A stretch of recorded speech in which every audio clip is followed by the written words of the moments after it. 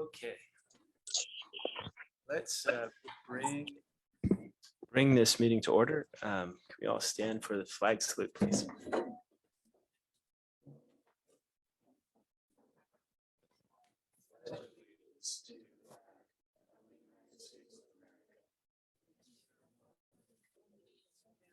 One nation, under liberty, justice for all. Can we have a roll call, please? Director Here. Ski. Present. Director Womack.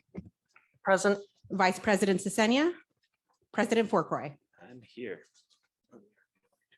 Okay, our first order of business is our public hearing.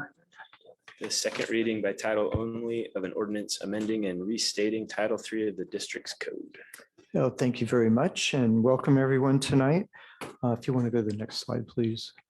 A little bit of background on what we're doing with this item tonight. If you recall, on April 1st of this year, the district assumed solid waste authority from the county. This is a reassignment of the franchise agreement, which went away in 2013. Which now means we're responsible for meeting solid waste mandates, including SB 1383, which I will discuss here in just a moment. When looking at our Title III, it hasn't been amended since, or the old Title III, when we had solid waste authority, was adopted back in 2001 and hadn't really been amended since. So it was a great opportunity to pretty much delete it all and start over, which I'll talk about here again in just a moment. Next slide, please. A little bit about SB 1383. Jeff, do you remember the year? Is it 2016 or 18 is when it was passed? There were several solid waste, anyway, that 16 when it was passed. And it establishes methane emission reduction targets for various sectors of the California economy, including solid waste disposal. So for the statewide targets is to reduce organic waste disposed at landfills by 75% by 2025 and to increase edible food recovery. This is like from markets and other distribution of food by 20% by 2025. So it's very aggressive. They're saying this is the biggest solid waste legislation that's passed since AB 939 back in 1989 that established recycling targets. Next. So pretty much everyone's included. Residents, both single family and multifamily premises have to participate. Commercial entities, including for-profit and nonprofit government offices, agencies, and industrial facilities, what they call non-local entities, which include special districts like us, state and federal facilities and prisons, and then of course, educational agencies, and schools and universities and community colleges. So really, there isn't much more to say except that we are amending and restating the entitled Title III. Jeff Minery was instrumental in providing the information which is being used actually countywide for agencies like us to update their solid waste codes. So with that, I can answer any questions and Jeff will be available as well.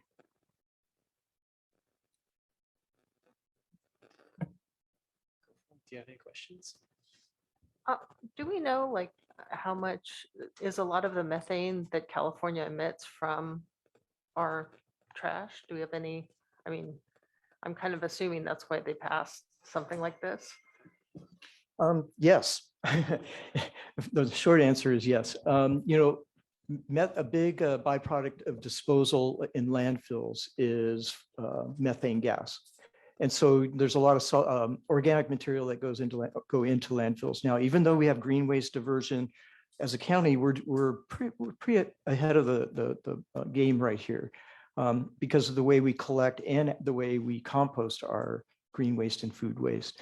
But yes, landfills have been identified as one of the biggest contributors, and outdoor or windrow composting operations as well.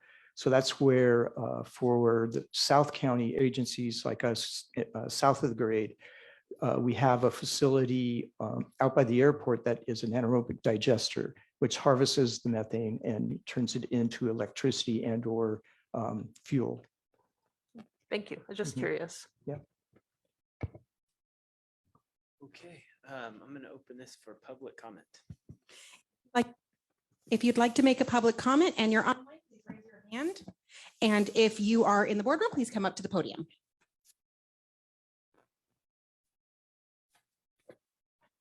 There's no public comment at this time. I just have a question. Should we know if there's going to be any kind of what's happening, or can we ask him about what's happening? That'll be later on the agenda. Okay, I'll bring it back to the board for any other discussion and or a motion. I'll move that the board adopt on second reading by title only ordinance 2022-01, amending and restating Title 3 of the district code. I second that motion. Okay, can we have a roll call vote, please? Director Womack, Yes. Director Capshaw, Yes. Director Hilsky, Yes. President Fourcroy. Yes. So that has passed unanimously. Next order of business is our fiscal year 2022-2023 preliminary budget review. Okay, as we traditionally do in May, I present the preliminary budget for the next fiscal year. Basically, what I need from you tonight are comments as needed on the budget. One of the big things we need to decide on is our Zone A property tax allocation. And then, of course, at the end, if based on the input I get from the board, I will bring this back on June 2nd for approval. So with that, I just wanted to go over the report format. What I try to do is make it as easy to read as possible for people reading the entire budget. I break out the major requests, which for each fund that we have, the impact to the budget, put numbers to that, and then provide a summary table, which is a more visual way to see what the narrative says. So with that, go to the next slide. We're going to start with the Zone A property tax allocation. As you know, this is a tax designated that is collected from properties across the community so that everyone within the CSD boundary pays into Zone A property tax. The allocation of these funds during the budget process is at the discretion of the board. So each year in May, we go through it and look at options that I've put together, which are for talking points only. So I want to make sure everyone's comfortable with what we decide and make sure everyone asks questions. Next slide, please. So for this fiscal year, we collected about $272,000. And as you can see in this table, we allocated 52.5% to fire, 40% to water, and 7.5% to parks and rec. Because of the water rate study that we just accomplished and went through, we set the water allocation at $50,000. So that's, if you want to go to the next slide, please, going to be set in the division of the revenue. The county provided us with an estimation that we're going to get about $282,500 this upcoming fiscal year. So option one is to provide 60% of that to fire. It works out to about 17.7% to hit that $50,000 mark for water. And I, in this option, put in 22.3% for parks and rec. And the reason for this is we're finishing up the dog park concept plan. And so we're ready to move to design if the board desires to move in that direction. The estimated cost for that is between $80,000 and $85,000. It doesn't have to be accomplished in 1 year. So putting $62,000 and about $63,000 towards it this year would get us well underway, and we could probably finish it up depending on how we time the RFP and then get under contract with a consultant, finish it up next fiscal year. Again, that's if we want to move forward with the design of the dog park. Want to go to the next slide, please.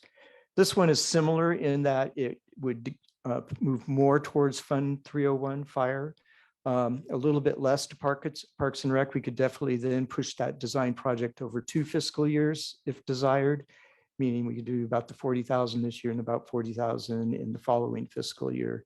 And again, it would be the timing of the release of the RFP and getting under contract. And then finally, if the the board decides we don't want to move forward with the design, we could do something more like this, where we push a bunch of money towards fire at 75% and only 7.3% to Parks and Rec, which is similar to what we gave them this fiscal year. So with that, let's open that up to discussion with the board. Okay, do we have any comments from the board? I like the idea of moving forward with the dog park and funding it.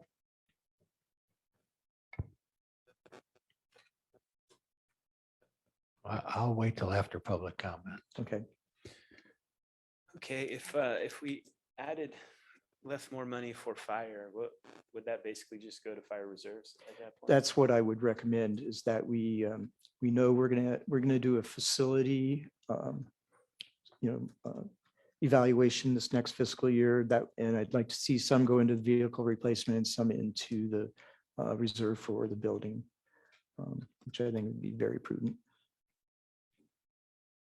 Okay. Any other comments? Okay, let's hear from the public comment on this item.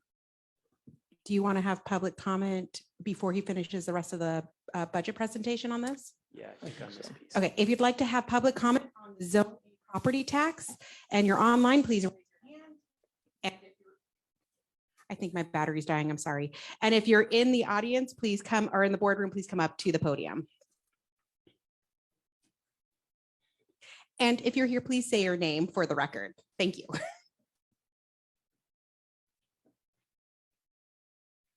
Good evening, Becky McFarland. And I've been working for the past 3 years with a neighbor with Fire Safe Council. And we need to make sure we have plenty of money for our fire department. I'm all for the dog park, but if it could be divided half and half into 2 years and give more to fire, I'm all behind that. And many people in our town don't realize what high risk fire area we're in. They keep thinking because there hasn't been a fire in 100 years or more that it won't happen here, but it will someday. And hopefully we're prepared for that. So that's my comment. Put as much as you can right now towards fire, and yes, towards the dog park too.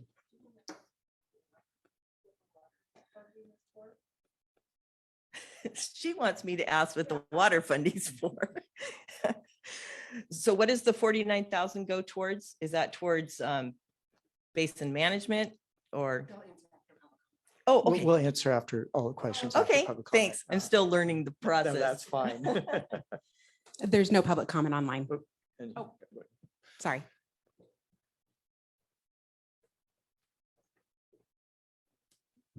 Richard Margison, just real quick, if you take the 62 or whatever it is this year in the one proposal for Parks and Rec, the 261,000 that's in reserves for Parks and Rec now, is that kind of earmarked for down the road for helping build the thing? Or that, I'm just curious, because there is money in Parks and Rec now to do the study. I mean, to do the conceptual plan and all that, if you wanted to move forward. I just wanted clarification on those funds. There's no Okay, public comment. thank you, Richard. Yeah, can you? To go back to the question about water, if you could go back a couple of slides. One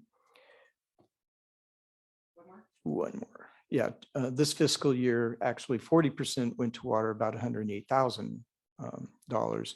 And typically what the board does, it does go towards BMC It does offset some of the costs, as Los Osos being the only governmental entity in the Basin Management Committee. We are lead agency on projects. And so it does take out of my time and actually our admin services manager time for certain things. So it's just been in where from year to year, the allocation has been different depending on the circumstances for that year. We did a water rate study where the Prop 218 notice is out right now. And it was the board decision to scale back that contribution to $50,000 for the next several years. It's really, again, there isn't like a specific number that is given every year. It's really kind of year to year how we feel, because it is a tax that is collected community-wide. That's where fire is a great place to put it for community-wide benefit. But the board has decided in the past that some is allocated to the water fund. Public comments over. Okay, We can talk about afterwards. Fund 9. Going to Richard's question about the Parks Reserve. The board has been very sensitive to there's really no income source for Parks and Rec. So the money we have is the money we have. So that's where we have been going down. We had well into the 300,000s. Now we're down into the high 200s. So that money is being used and not being replenished to keep some sort of fund balance in there. So that's why, again, the board has made decisions in the past, like when we were doing the Feral Pathway project, to allocate more money when we had a specific use for it. Okay, I'll bring that back to the board. Yeah, I was just going to say I wanted to wait to see what public comment was feeling about this, but I truly support option 2. I think that the fire needs to go to that level, especially since we're looking at potentially some building restructuring, et cetera, in the short term here, because of we're looking at the structural integrity of the building. Right. So I really just want to put on the record that I support option 2. Okay, thanks, Marshall. I was just going to comment on the fire as well. Same thing with Marshall on the committee about the shape that the fire department building is in, looking at what we need to do there. So I think it's important from the fire perspective. From the water, I think we need to be conscious on things that go to the community as a whole, not supplementing revenue, and being conscious about that as well. I do support the dog park as well, but it's very hard, I think, to split everything across these things. But I think fire would be a priority, just of what we need to do from a long-term perspective, and supporting the community. Okay, thanks, Troy. I don't think we have any other comments right now, so let's move on in Yeah, our we can keep moving on. budget review. Okay. And we'll circle back to that at the end of the presentation. Moving on, cost allocation. This is the current, and I know it's kind of hard to see these numbers, so I'll try to talk to them as well. The current cost allocation, it's based on allocating the $661,000 to support the administration costs across all funds. Right now we have 10% to fire, 85.5% to water, 1% to Parks and Rec, 2% to drainage, 0.5 to Bay Ridge and Vista de Oro and wastewater to hit that 100%. And the corresponding numbers under there. Based on the preliminary budget, the admin costs are going to go up, partly because we're assuming solid waste responsibilities. So there will be added funding from the franchise fee to help support all this. So in order to hit that 1% and put solid waste in, we are recommending that the solid waste budget contribute 10%, which I believe, I remember, my brain's it's about, oh, there it is, $71,300. And that's based on allocating my salary, the admin services manager's salary, and the admin clerk, as well as the incidental costs that will have for legal services and other program development costs. So, and I wanted to lower Bay Ridge and Vista de Oro because basically they're now lighting districts. They used to be septic maintenance districts as well. So our costs to really maintain those from an admin perspective have gone down. So to lower those down to 0.25% each. And then to spread that out, since we have decreased the water allocation by quite a bit this year, and it'll keep going down, lower their cost allocation from that 85.5 down to 76%. Any comments on the way I've revised the cost allocation? Any more comments? Okay, I'm gonna hold these until they. Okay, that's fine. Now we're going to jump into the actual budgets. Start with Fund 100, our administration. The major requests are increase in personnel costs related to our change in salary schedule for the admin services position. That was approved, excuse me, back in April of this year. And it was to recognize that that position was going to take on more responsibility with solid waste services. We do have some transitional costs related to the training of our new admin services manager. And there have been other adjustments to benefit costs as well. Additionally, I'm sorry, not drink water here. Additionally, there's costs associated with the board election in November, which we plugged in a number for. Go to the next slide, please. That is about $15,000 for the election. We haven't received anything from the county yet to indicate what that cost will be. So kind of backing up a little bit, the overall cost increase in admin is about $33,000 over this fiscal year, or 9.1%. Our budget for services and supplies is about $18,000. Most of this is driven by the cost for the election. Next slide, please. So in summary, this is the summary slide I always try to put together that you can see in a table form, exactly the numbers I was talking about. We will see an increase in revenue based on the addition of the solid waste services to our budget. And there you have the personnel and services and supply increases. Any comments about this budget before we move on? Thanks, Ron. Doesn't look like it. Let's move to 200. Okay. Bay Ridge Fund 200 is very straightforward. It's lowering from 0.5 to 0.25, the administrative cost allocation. This reduces their budget by about $1,500. And go to the next slide. So basically, this fiscal year, they were assessed $12,400 for the services. That would go down to $10,000 for PG&E lighting, and we put a little bit in reserves in case electrical costs go up, but a decrease of $2,400 that they will be assessed up in that neighborhood. If there's no other comments, I'll go on to fire, which is a little bit more complicated. It's got some nuances I'll talk about. The major requests are increases in personnel costs. This is for our reserve firefighters. And we do have some lingering unfunded accrued liabilities for retirement costs for our legacy employees back before CAL FIRE took over. We lost those types of liabilities when CAL FIRE, they assumed all those because they're CAL FIRE employees. Though you'll see there is an overall decrease in the budget for services and supplies because we had a huge reduction in our Schedule A charges from CAL FIRE, which are the labor charges. We still did see increases in the categories listed there: insurance, licenses, and regulatory fees, other expenses, repairs and maintenance, and rent and utilities. And we are adding to our reserves, both in capital outlay and a purchase of a utility truck. Now, based on our conversation just now about zoning allocations, some of the numbers here will change, obviously. So next slide, please. So here's the kicker.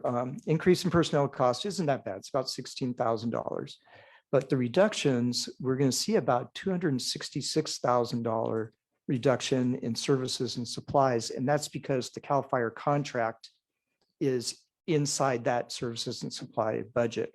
We saw a decrease to the CAL FIRE Schedule A charges, almost $300,000.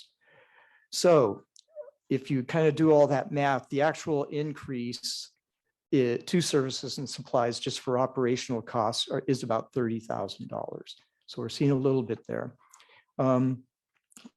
President Forcroy and I have been trying to get a meeting with CAL FIRE to go through why things are changing like this, plus some other questions we have about the contract. And so we'll report back out once we have better information, but this is a pretty significant decrease, which if it's right, which it seems to be, is a big plus for our Fund 301 and funding the reserves and other things that we need to fund. And as you see in capital outlay, we have $50,000 for the assessment of Station 15 and about $73,000 for the replacement of the utility truck. Next slide, please. And again, this is the summary slide that lays out all those numbers that I provided. And as you can see, we will see increased revenue this year from our Zone B property tax, which is another community-wide tax, but it's designated for emergency services. So we will see increases there, overall increases.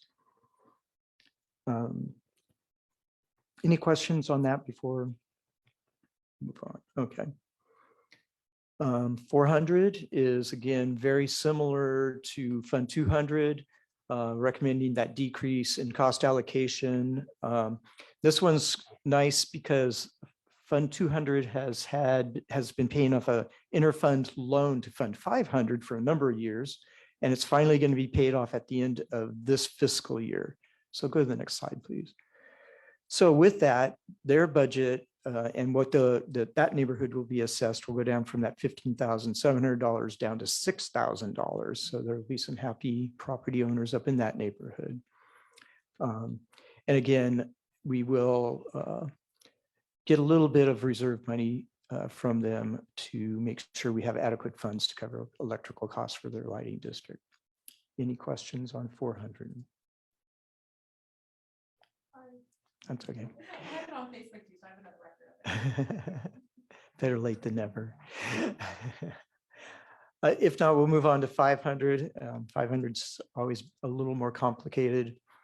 The major request here is we are looking at, in fact, it's on tonight's on consent agenda about approving a side letter to the SLOSIA Memorandum of Understanding for wages and other benefits, which is I'll show in the next slide. I'm also recommending that we give a cost of living increase for a utility services manager of 2%, and that we will see increases in our capital outlay, which I'll go over here in just a moment. Next slide. The SLOSIA discussions and negotiations, we've come up with a 5.25% rate wage increase, both this upcoming fiscal year and the following. And we've had some other enhancements on standby pay. That includes the 2% for the utility services manager's position. And again, we have unfunded accrued liability for retirements, which will be ongoing for a number of years. So we're seeing about a 10% rise or a $76,000 increase in salary and wages. Next slide, please. Again, on the flip side, though, in services and supplies budget, we decreased that by about $52,000, mainly in our legal and professional services category and repair and maintenance line items. We will see an increase in our capital expenditures, which again, I'll have a table here coming up, which hopefully will explain that. It's mostly associated with our program Seawell, which is underway, or at least the process is underway, and other identified projects in our CIP plan. Next slide, please. Now, I know this one's almost impossible to read, but basically in the top part shows the CIP projects we had for this fiscal year, the program Seawell, the 16th Street tank, 8th Street upper well, and we did a truck replacement. The only thing that wasn't completed this fiscal year is the program Seawell, which we had $750,000 budgeted. And to date, we've used only about $20,000. So that leaves about $730,000 that will carry over, which was added to the bottom part of the project list. for the program Seawell. See, I think I got a number.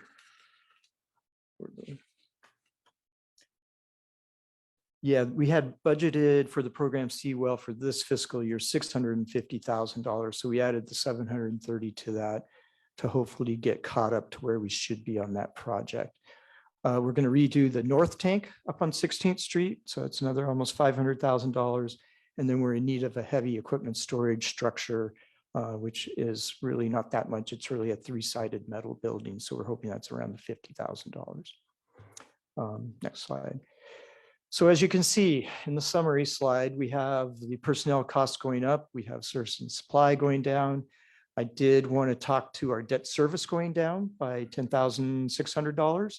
That's a result of refinancing our iBank loan. And yes, we need to credit our director Womack here for initiating that and successfully pulling that one through. And that we would see the transfers go down if we lower the water cost allocation percentage. But all in all, really good. We're doing well. The next slide. Now, 600 is really basically it doesn't take a whole lot of work. It's a lot of interaction with NBS, which is a consultant that helps us do the property tax assessment rolls, and then some work through the year to keep them updated. And it's working with US Bank, who is our bank that is in charge of the bond for our wastewater bond. So things are going down a little bit, not much.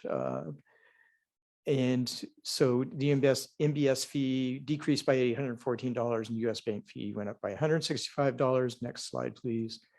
Overall, we'll lower our admin costs for Fund 600 from around $20,000 down to $19,700. So not a much change in that. Next slide. Now, here is our brand new trying to figure out what to really budget for fund. It's Fund 650 for solid waste. I did want to kind of qualify the whole budget is that this is with many assumptions and estimations built in. We're proposing, at least for this next fiscal year, to have personnel and rent and utilities costs be part of the transfer, that $71,000 and that 10% part of the cost allocation to recover those costs. Other budgetary items such as legal and professional services, we kind of had to do guesstimates about what we would use or need to budget for the upcoming fiscal year. So we know at mid-year we'll have a better understanding of this budget and we can make adjustments at that time up or down. Next slide, please. So the overall budget is $211,000, which includes the $120,000 annual payment we have to make to the county for an outstanding debt that the district owes. Next slide, please. So basically, we're estimating about $245,000. That's going to go up because there is a proposed solid waste or garbage rate increase coming that's being processed by the county at this point. But as you can see, we've guesstimated $20,000 for services and supplies. We've got the debt service there at $120,000, and then the transfers for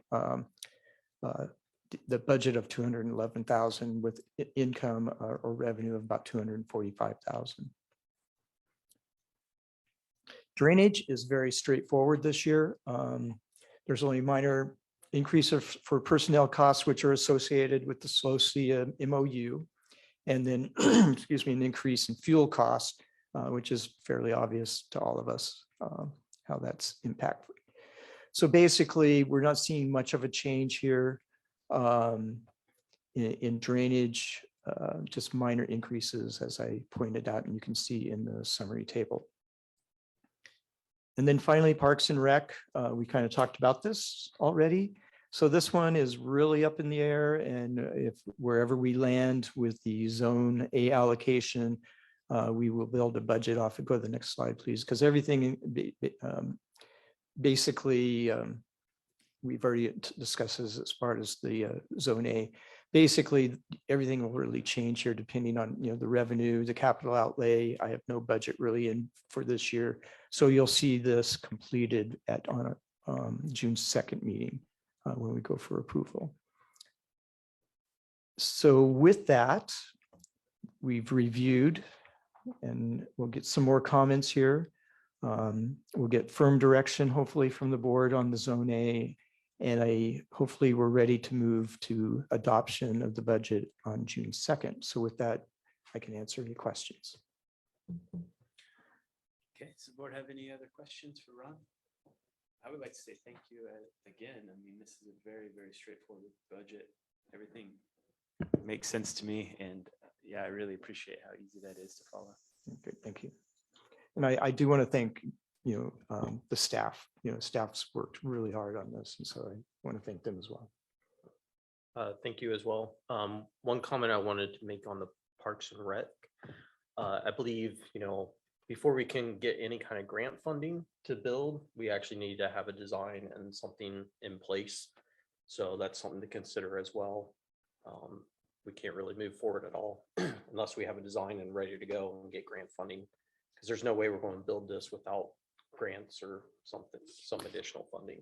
You're absolutely right. And even if we haven't completed the design, but we have direction to start, that'll help with grant funding as well. Yeah, so I guess I'll throw my comment in there about that. I would like to see I'd like to see option one and try to fund most of that design effort this fiscal year. If not, at least option two. I'm gonna open the room for public comment on the other budget items from 100 to 900. If you'd like to make a public comment and you're online, raise your hand, and if you're in the boardroom, please come to the podium.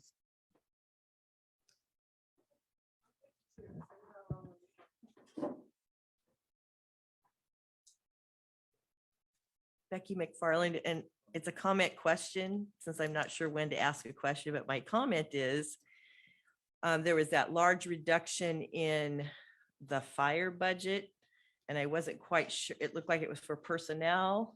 I know from what I've heard, is that our fire station is not fully staffed, or as much as it should be. They were operating a 4-man truck with 3 people and sometimes 2.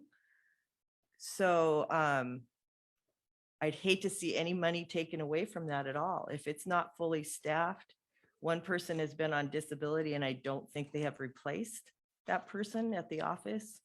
You might know more, but yeah, back to the big concern about fire in this community is that we should have it well staffed and ready to go in case something happens.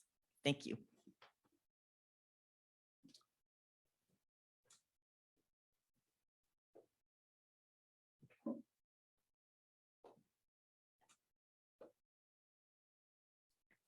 Hi, Pam Hostetter. Just a couple of thoughts. One is the water issue. I wonder if there could be some budging, again, just an idea, that work with all of the water companies and maybe put out a flyer on how to conserve water to all the homes. Because obviously we have water issues here. And then the other comment is the dog group meets Wednesday afternoon. I know for sure because we're usually playing tennis at that time. And I would try to talk to them about possibly working on some fundraising because it's for them. So I would get them involved. Yeah, thank you for public comment. Yeah, I think in general, we're not going to do back and forth questions and answers. I know we did that at Parks and Rec a little, but that's more of an open forum that night. So that's why we're going to do our 3 minutes and then we'll get back to you with all any questions, then we'll answer. I just thought I'd stick it in your head. Yeah. No, I'm sure we definitely have an answer to that question. I'll let Ron. Well, for it.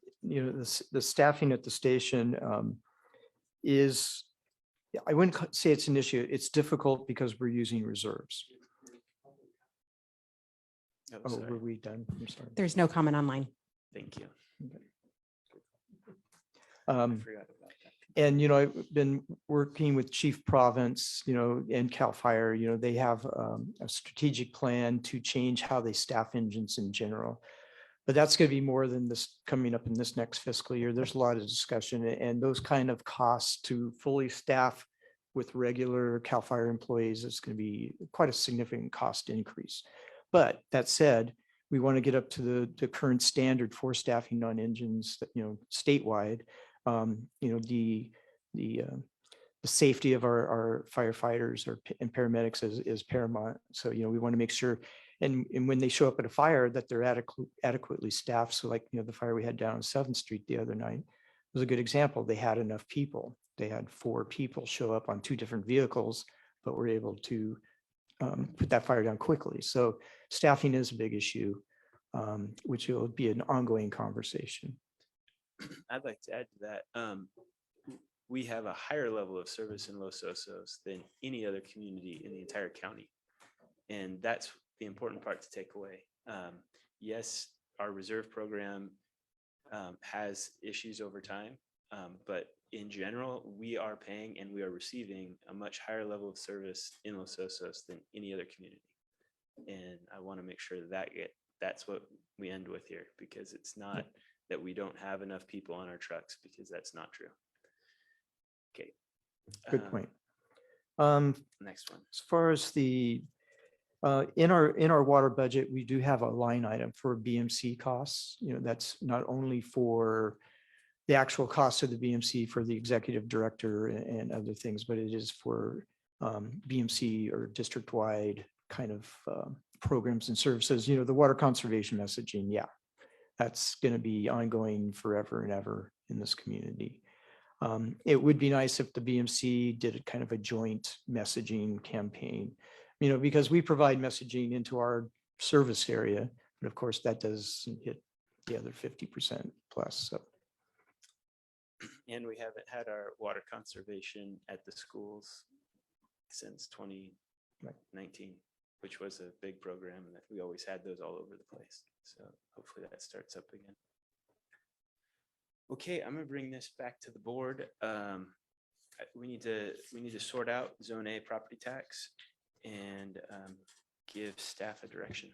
I think that the Zone A property tax, I think I'm going to stick with option 2, because I think that the funds are available to get started on the design for the dog park. And I don't think that the funds are needed any further for the design with the structural integrity of the fire station in question. And that's something that we're moving forward with in the short term here. I think we should go with option 2 now, and then next year, if the dog park's ready to be constructed and there's short funds, then we can go ahead and make that adjustment then. But I mean, I don't think we need a motion, but however you want to do it. Well, I think it'll be more of a straw poll here on. I mean, I'm and if I, adamantly in favor of option 2 at this if I point. could interject, and Richard brought up a good point, is if we funded it at option 2 and we need additional funding, I can come back to the board to dip Right. into the reserves, and then we can replenish in the following fiscal year if that's Right. what we want to do. Right. So anyways, I'm adamantly in favor of option 2 under that Zone A tax allocation. Okay. I think I've made that clear. Got it. Chris, where are you at with that? Well, I prefer option 1, both option 1 and 2, put the bulk of it with fire. But that said, we could dip into reserves. I do like kind of keeping the park and rec topped off to where it was, but yeah, I could vote for option 2 as well. I prefer option 1, but it's not hugely different either way. I think we'll get what we need.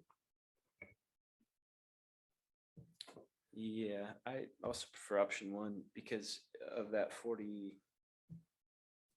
Well, of that money, 7,000 of it is going to admin costs. So that fund is going to decrease by 7,000 anyway. So you don't get the whole amount to go towards the project. But Well, we got 4 directors, so we might have a problem. yeah, let's see what Troy says. Yeah, we'll probably have a problem maybe. So I'm favoring option 2. I think the Parks and Rec, we can dip in. The other thing we need to think about too is we're just not in a wildfire area, but an earthquake area. maybe from the committee, we can also look at some of that funding going towards community emergency services training and those types of things to train our community in a major event. It's something that I was a part of in San Diego. I don't see it as a major program up in our area that was in San Diego. So there is some training. I don't know how much training budget, but there's other things I think we can do and the building. That's just. I think some the of major fire fault line is further inland. I mean, I think we have a minor one going through our, Well, SLO County itself is a major event. Earthquake event. So I think it's Never know. further to our east. Yeah, I don't think we need to have a major thing. I can get behind option 2. That provides some funding. We have reserves and then we can look at it next year. So if we're good with that, we can go option 2. So I think that gives you direction there. And Yeah, no. I think we that got checks that. all the boxes And on what I was. our trying to- date for public hearing will be June 2nd, June 2nd. 2022. Yep. Okay, let's move on to what I think is a difficult one. Lavco requests to vote for special district alternate seat. Okay, next slide, please. We received a notice from Lavco asking for us to vote on the Lavco alternative for special district member seat. We have 2 nominations and we provided their little bios in the agenda packet. It's Ed Ebby from the Pomo Community Services District to our south and Devin Capps of Heritage Ranch CSD to the north. So I really don't have I know Ed a little bit from working with Napomo CSD on things, but it's really, I didn't have a recommendation for this one. Bring it to the board. Yeah, Marshall, do you no, have I- some input? Yes, I do. Being the president of the CSDA chapter, this is our function to have this member elected. But since we didn't have an in-person meeting this year, we had Lavco go through it. And it's actually done at the beginning of the year. So we're trying to catch up. So next year, hopefully we'll have in-person meeting in January or December, and then we'll be able to do the election. Because well, my mind went just blank.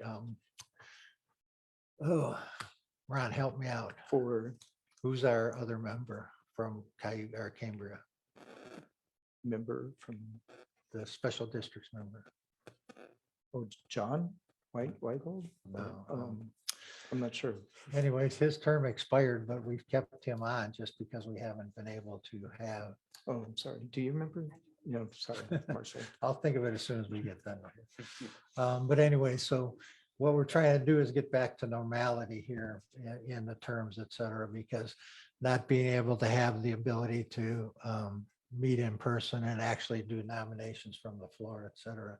So we turned that over to Lavco to actually hold the election this year. So we have 2 nominees. It's Ed Eby, not Ebby.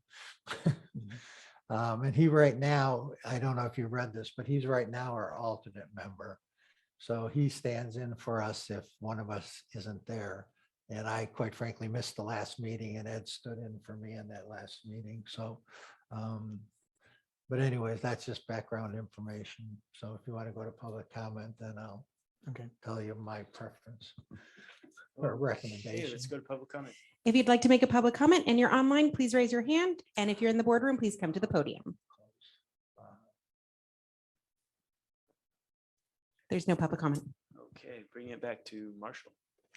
Well, I think if you look at the resumes that you got sent that are attached to that, I mean, I think Ed's is pretty clear about what he does. And I have nothing against the other person, but their resume was more like just the general why we moved this area. There wasn't much about what services that he would be able to provide. So I'm pretty strong with going with Ed at this point. I mean, he'd be continuing in the same position he is now, basically. So I read both resumes and I thought Ed Eby's seemed stronger, although I appreciate all people that volunteer to help us. So I appreciate Devin Capps throwing his hat into the ring, but I like I agree with Marshall reading the resumes. It seemed a bit stronger. Would we be ready for a motion on this item? I'll move that we elect Ed Eby as the LAFCO alternative special districts member. I guess I maybe haven't, I don't have a conflict, do I? Okay, I'll do that then. I'll second. Okay, all those in favor? Aye. Aye. The motion is approved Unanimously. unanimously. Moving on. We are at the time to make public comment for items not on this agenda. If you'd like to make a public comment and you're on your computer, raise your hand. And if you're in the boardroom, please come up to the podium.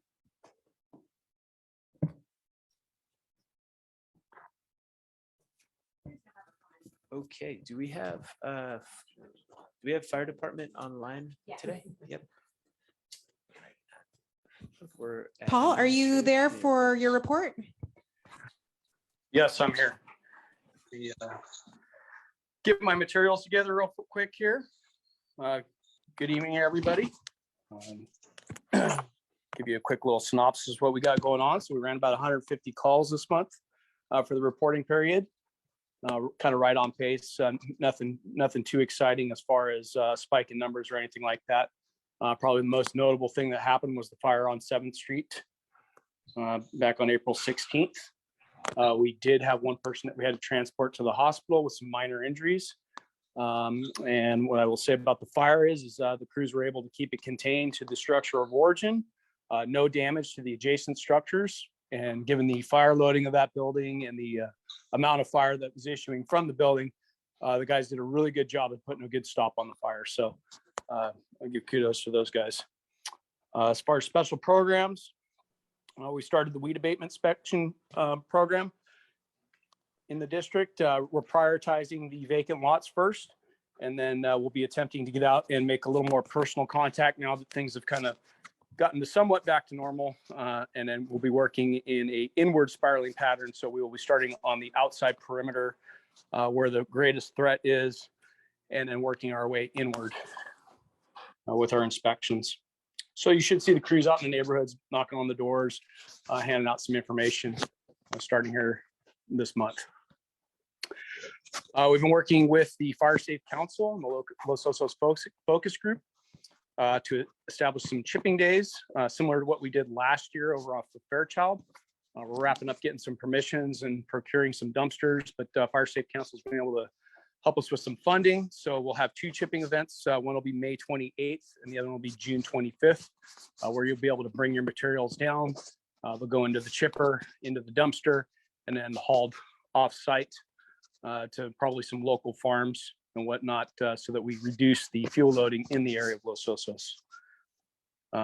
Something a little bit different this year in the state responsible areas, which is essentially the areas east of or south of Highlands and Cabrillo Estates areas. The CAL FIRE Defensible Space Inspectors, I've asked that they make those areas a priority for their inspections this year. And they are already working in those neighborhoods. And when I get back on duty, hopefully I'll get a report back as far as their status and how complete they are. They will not be contacting you directly. If they do go through your neighborhood, what they'll be doing is if there is a violation, they will leave a notice on your doorstep for you with some materials and stating what the violations are. If anybody's got any questions, there's phone numbers associated on there. There's a website associated, and I'm available as well through the fire station. So one thing I left off of the report, I was hoping to have the fire engines in service, but I'll fall on the sword. I broke it. So unfortunately, the captain's seat got stuck in the forward position and the motor burned out. And now only somebody that's probably about 3 feet tall can sit in that chair until we get a new motor. So that's the holdup on the engine. We were able to take it to the LOCAC community event this weekend and kind of show it off a little bit. I'd like to start getting that engine out, at least in the public eye, so that everybody can kind of see it. I just got notified today that there's a event going to be at one of the Los Osos schools carnival event, and hopefully we'll be able to get that engine down there so people can see it, and well, you guys can see your fire engine. So that's about what I got for the report for this month. Any questions? Have any questions from the board? Okay, let's move on. Thank you, Chief. We're gonna have public comment for all of the administrative committee reports at the end. I don't know.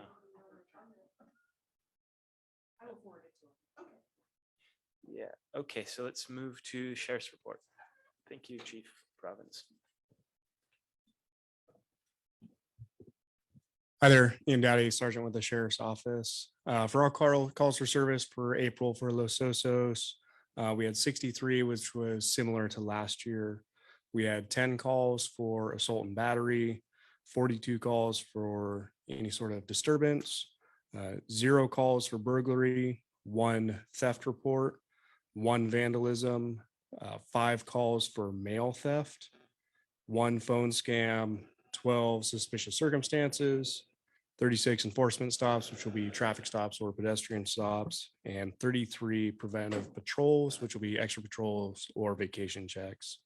On the mail thefts, one thing I'd recommend is we always put out is locking mailboxes are good, and for people to call in any sort of suspicious activity. It is one of our more prolific crimes that we are seeing over here is people coming in and doing a lot of the mail theft. One of the other questions that was brought up at the LOCAC meeting last week was graffiti abatement. One thing I'll say as well is we do have a graffiti abatement truck that comes out from the sheriff's office. So if someone sees it, they can call into the sheriff's office. It doesn't have to necessarily be a specific crime report, but we can just put it in a log and the abatement truck can go and hopefully get rid of it. So that's all I have. Any questions? Mm-hmm.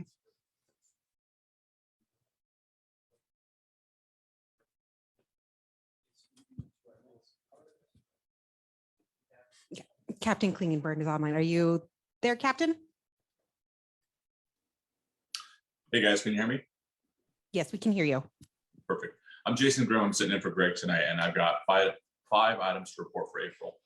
The first 2 are going to be DUIs. The first was on April 15th at 1 a.m. It was in the Ralph's parking lot, and that subject was about 3 times the legal limit. The second was also on the 15th at about 11:30 p.m. and that was an arrest at Paso Robles at 16th Street. And we don't know the BAC of that party because they elected to do blood, so we're not sure yet. We had a DUI crash on April 2nd at 3:50 in the morning. It was at LOVR, or Los Osos Valley Road at Turi. It was a solo into a pole. The pole did not come down. I think they hit more of the guidelines. It was a non-injury traffic collision, so we're thankful of that. We also had a hit and run vehicle versus a parked vehicle. That was on April 4th at 7:20 a.m. Santa Ynez at Fairchild Way. And again, no injury there, thankfully. And the final is a solo into a solo traffic collision into a fallen tree. That was on the 2nd at 6:50 a.m. and it was non-injury. That's it. Oh, well, thank you very much. And thank you for getting us the traffic trailer. That thing was up almost after our last meeting, so really appreciate that. Awesome. Helps slow some things. Glad you like it. And we down. plan on having it back out there either tomorrow or Monday. We're waiting on some batteries we had to order for it. Beautiful. Yeah, thank you very much. Thank you, guys. Okay, moving on to our general manager's report.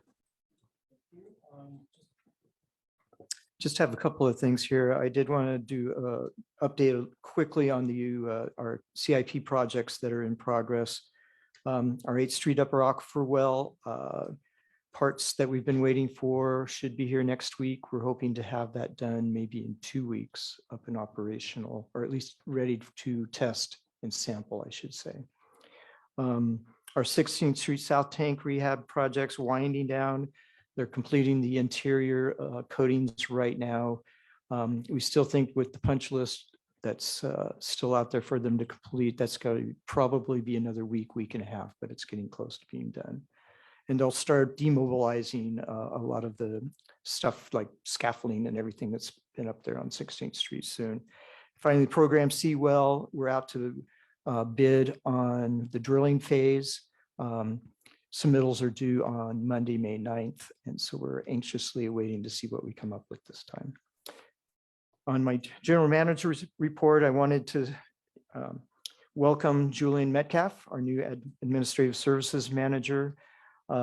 He's a Los Osos resident, which is a huge plus. That's why he got the job. No, I'm just kidding. He was a volunteer on our finance committee also for a couple of years. And so we're really fortunate to have Julian on board, but I did, want to publicly thank Laura, who's been totally awesome, has done an incredible job, and we're truly going to miss her.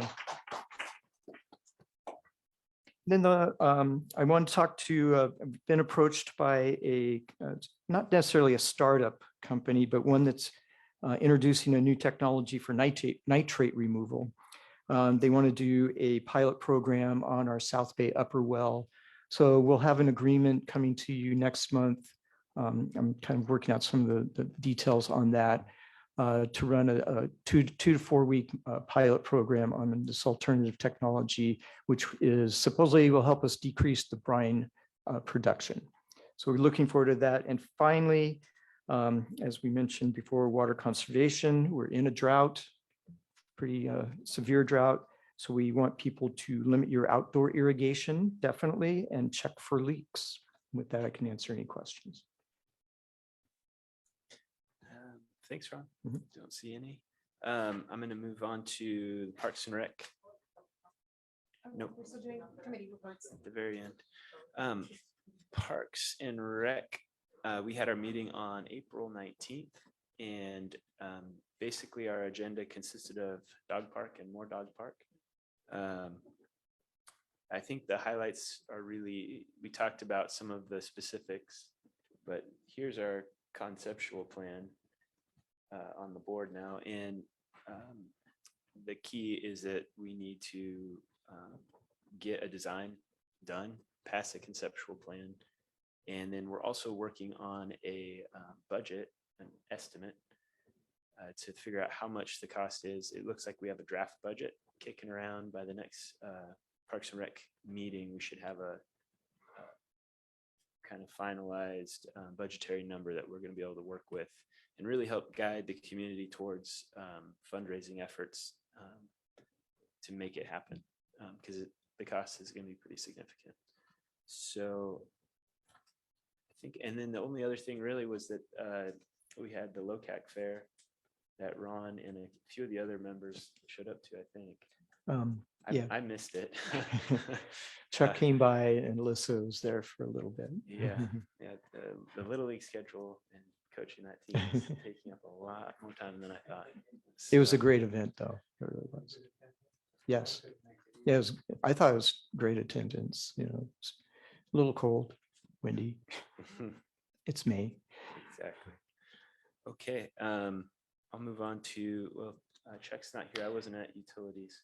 Basically, I can just give a quick report. The main focus, well, we had our BMC updates, which we do every month, but basically we talked about Fund 500 and Fund 800, and the committee approved or recommended approval of those funds to the board. Okay, great. And then let's move to FAC. So we only had one committee member and now we're back to normal. So we didn't have quorum, but so we had to leave the meeting minutes for approval for next time. Lisa recommended that we approve the warrant register, and Lisa recommended that we receive and file the financial reports. And other than that, it was a good meeting. I'm glad Lisa, my appointee, was able to do that. I know. Okay, moving on from that one. Did we have an ESAC meeting? I don't think. No, not yet. Still Okay. working on it. Okay, any directors' announcements of district community interests, reports on attendance at public meetings, training, etc. Ron, can I put you on the spot since I wasn't able to attend the BMC because I had health issues that day? Could you just give a quick update on that? Wish I had my notes here. It was on April, the day just, or pardon me, the time just before the UAC meeting, so. Right, that's why I wish I had my notes here. Because I was actually sick and listening to it from home. But I did take notes. so Okay, I'm- well, I- we'll get a written report to include in the minutes. Okay. Okay, I don't have I any guess everybody was sick previously that asked day. questions, so it is time for public comment. Wait, hang on. Does anybody want to pull a consent agenda item? Any board member? Seeing. Sure, you could definitely do that. I just wanted to relay a few things from comments from our report in LoCac. One of them was a few public comments around the dog park about potentially putting in a sidewalk as part of the plan on the roadway. So I just wanted to relay that. And then LoCac mentioned a possible grant funding for community projects that they're looking for a lead agency. So Ron had them want them to reach out to them. So that's something that we should take a look at. So I just wanted to take those 2 points back to the board. Yeah, thanks, Troy. Okay, now public comment for items on the administrative committee reports and the consent agenda. If you'd like to make a public comment and you're online, please raise your hand. And if you're in the agenda, please come up to the podium. If you're in the agenda, if you're in the boardroom. boardroom. Now's the time you ask questions.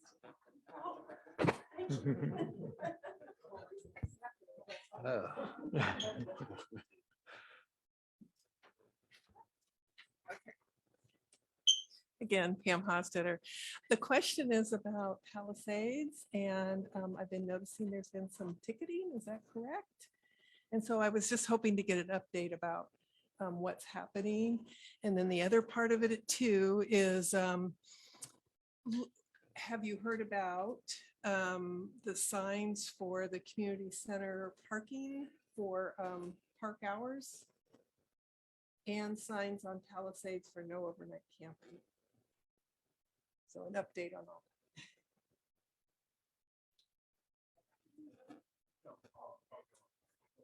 Okay, any other public comment? Not online. Oh, kidding. But there's none online. Thanks.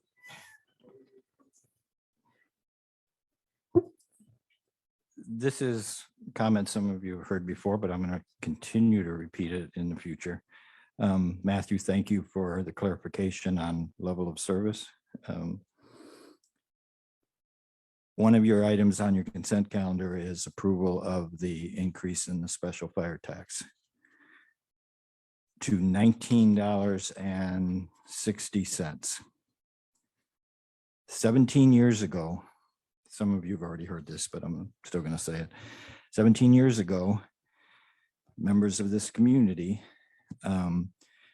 decided there needed to be a change in the administration of the fire department. It was a very contentious defeat of a fire tax, and then a very successful victory of substituted fire tax, A05. There were signs all over town, yes, on A05.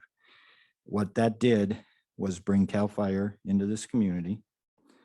The first year, we saved over $250,000, which went into reserves for vehicle replacement, increased our level of service. And for the first 10 years of the contract with CAL FIRE, the average annual increase was less than 1%. The fire tax that got defeated was going to be $25 a benefit unit. After 17 years, we're at $19.60. It started out, the one that passed started out at $8 a benefit unit. And two of the first, Marshall was around, Chuck was around, two of the first 5 years, the board did not take the full increase in the special fire tax. If anybody saw the New Times today, there's an article about Oceano.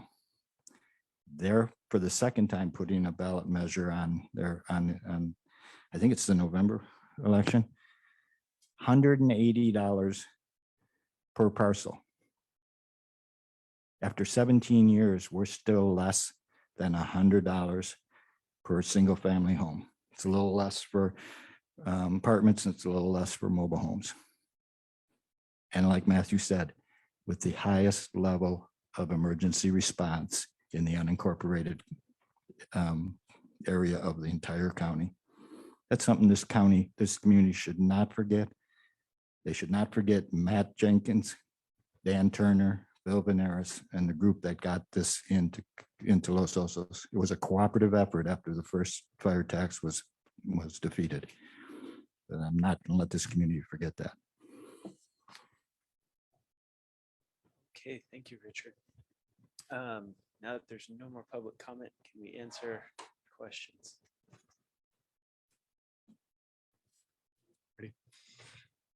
Yeah, Ian Daddy with the Sheriff's Office. As far as specific signs for posting in Palisades, I don't have an answer for that. I can ask and inquire and see where that's at. Palisades is still definitely something that we're aware of. We do have a community action team deputy that regularly keeps in contact with the unhoused folks there. Tickets on the vehicles, well, that'll probably be, maybe Lieutenant Grimm can answer on that. We work in conjunction with the Highway Patrol for traffic enforcement in Los Osos. So ticketing vehicles that are parked for over 72 hours is going to be Highway Patrol. We do have a county ordinance for overnight camping, but the extended ticketing will be Highway Patrol. And when our deputies go out there and identify something, or vice versa with the Highway Patrol officers, we'll coordinate with each other to address that. The Kansas Safe Parking is still being used regularly. It is generally full. And so that does play into being able to try to move people from Palisades to over there. Okay, thank you. Appreciate the help. Okay,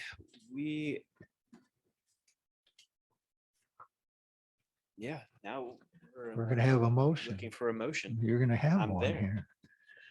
I make a motion that we receive and file the administrative and committee reports and approve the consent agenda. I'll second that. Okay. I have to take a roll call on that one because we have resolutions. Right. Yep, I was just reading. All right. Roll call vote. Yes. Director O'Hilsky, Yes. Director Gatchell, Yes. Director Womack, Yes. President Porkroy. Yes. Motion is approved. Okay.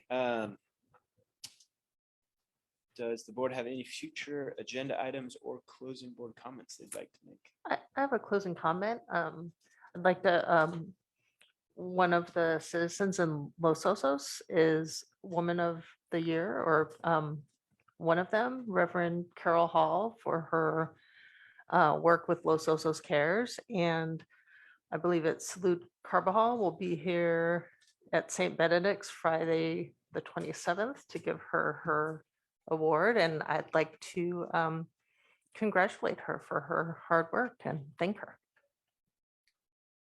Thanks, Chris. Any other closing board comments? I just want to say thank you again, Laura. It's hard to Julian, top thank that you. one. Yeah. Julian, I'm excited to get to know you better and work soon. So, all right, with that, meeting adjourned. See you in June.